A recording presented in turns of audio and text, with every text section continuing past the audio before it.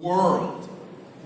The cognitive philosophers David Chalmers and Andy Clark, in their extended mind thesis, they refer to technology as a scaffolding of our minds that we use to extend our thoughts, our reach, and our vision. And it has always been so. If you go back 100,000 years ago to the savannas of Africa, when early humans first picked up a stick on the ground and used that stick to reach a fruit that was on a really high tree, we've been using our instruments, we've been using our tools, we've been using our sticks to extend our reach, to redefine our boundaries, to transcend our limits. We didn't stay in the caves. We haven't stayed on the planet. And soon, we will not stay within the limitations of biology. Now, technology, right, has always changed who we are. The philosopher Marshall McLuhan, he famously said, "We build the tools." Guess what? Those tools build us right back. Everything that we design in the world is designing us right back. It's a circular effect. It's what they call a self-amplifying feedback loop. So we build tools, and then those tools change what's possible for us. With those tools, we create new tools. And then with those tools, we create new tools. And it's like a runaway train. Look how far we've come. Look how fast we've gotten here. Now today, of course, we live in the age of radical disruption. That's the name of the game. In Silicon Valley, it's a word that they love, right? Disruption, transformation. But technology has always been disruptive. See, human beings, we're funny creatures because on the one hand, we love novelty. We're explorers. We're tinkerers. We love to create new things in the world. But we're also afraid of change. We resist change because change is scary. Change can change the status quo. But technology, even though it was always disruptive and always creating change, that change accrued over many generations. So that's why it didn't feel as disruptive in previous times. Because you were born into a world that didn't change very much in your individual lifetime. The changes accrued over many, many, many generations. But that's not the case today.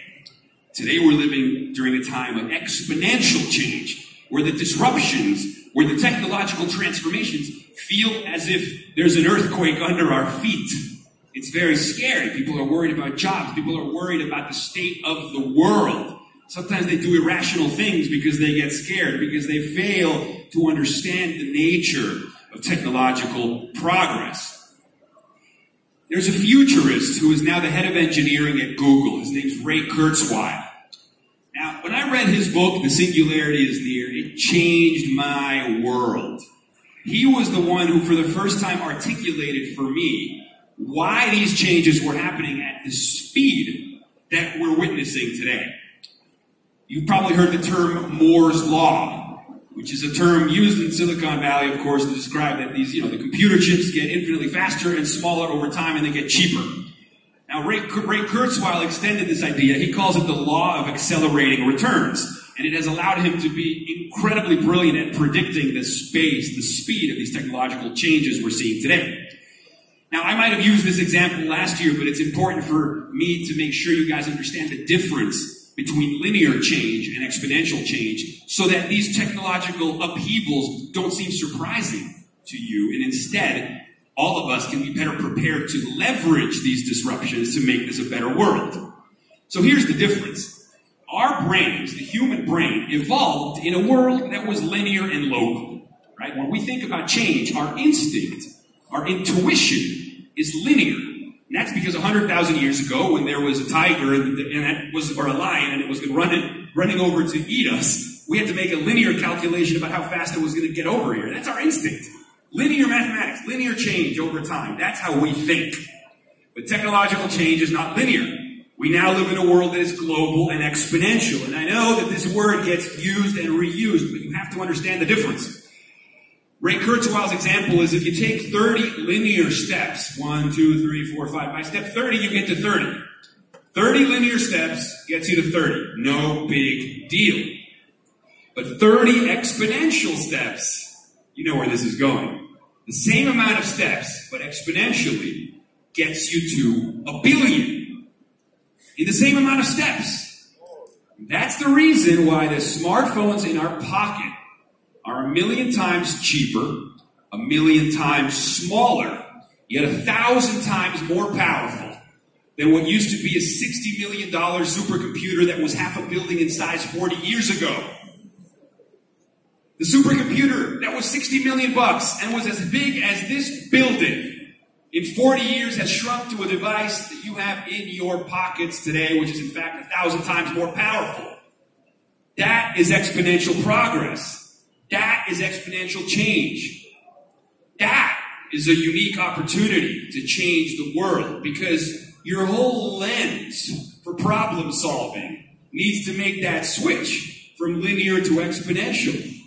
Your frameworks of interpretation, when you make plans on how we can use these tools to impact society for the better, need to change, need to be exponential. You know, I find this particular region of the world, Dubai, is an example of exponential thinking. When you think of how fast we've seen this place rise in the world, it's incredible. I think the rest of the world could learn from a lot of what I've seen here in terms of exponential vision. And of course, it doesn't stop in the supercomputer in your pocket, right? In the next 25 years, that supercomputer will shrink down to a device the size of a blood cell. It'll probably reverse engineer us from inside out. It'll go in our bodies and brains in the forms of nanotech, nanobots, curing all kinds of maladies. We'll download software patches that fix us from within. It's going to change the game because, again, these exponential trends are continuing. So this is where it gets exciting. So what do we do now? In the meantime, right? We surf the wave. We prepare ourselves. We start to think exponentially. You know what we also need to do? We need to disrupt ourselves. Right? There's this idea that you either disrupt yourself or somebody else is going to do it for you. Right? Billion-dollar companies, as Peter Diamandis likes to say, will rise out of nowhere. The billion-dollar companies will also disappear just as quickly. And a lot of companies, when they start, they're disruptors, and they like to mess with boundaries and be rebellious and be bold in their thinking. But then when they become successful, they become conservative. Because now they've got a really good business model, they're no longer as incentivized to disrupt themselves. But these exponential trends don't stop. The genie's out of the bottle, right? So if you don't disrupt yourself, you will be disrupted. I recently made a couple of videos in alliance with the folks at Singularity University, who are also promoting exponential thought. So I'd like to show you a couple of these. The first video I want to show you is on this idea of disrupt or be disrupted. If you could please show video number 1.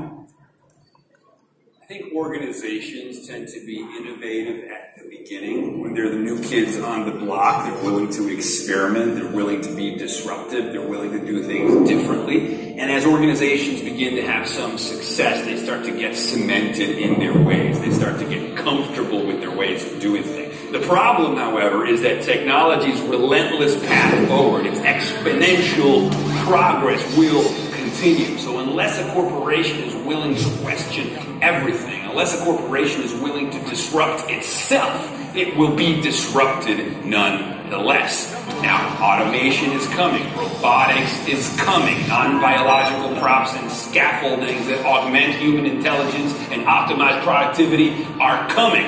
Now, from this will come new uses for human brains, because increasingly we're going to dovetail a lot of the things that we do at work to the machines. This is a truth that may be uncomfortable at first, but in the end will transform what most corporations are capable of doing in ways that we can barely even begin to imagine. In other words, what seems scary is actually the biggest opportunity in the world to change our ways and become more interesting, more innovative, and more creative. So again, think exponentially.